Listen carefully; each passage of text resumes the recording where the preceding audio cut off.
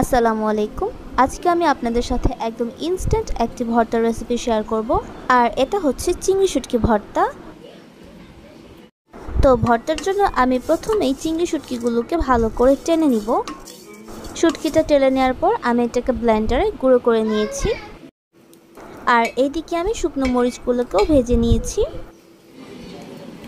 ভর্তা মাখানোর জন্য আমি শুকনো মরিচগুলোকে একটু লবণ দিয়ে ভেঙে নিব।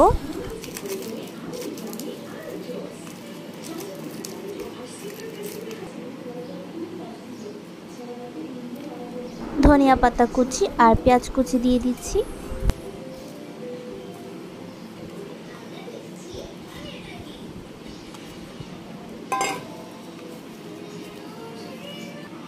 পরিমাণ মতো লবণ আর সরিষার তেল দিয়ে দিচ্ছি।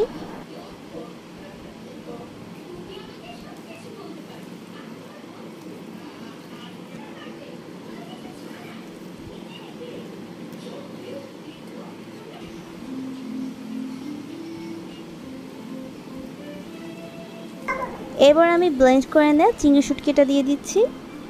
জাস্ট একটু পেঁয়াজ আর মরিচ কুচি করে নিয়ে এই শুকনো শুটকি ভর্তাটা কিন্তু আপনি যখন খুশি তখন তৈরি করে খেতে পারবেন।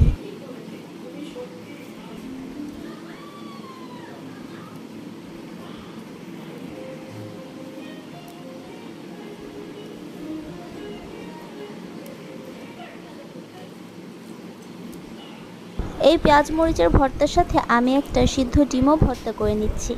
ডিম ভর্তাটা করাও কিন্তু খুব সহজ আর আমার খুব পছন্দের একটি ভর্তা। আজকের রেসিপি এই পর্যন্তই। ভালো থাকবেন সবাই। আল্লাহ হাফেজ।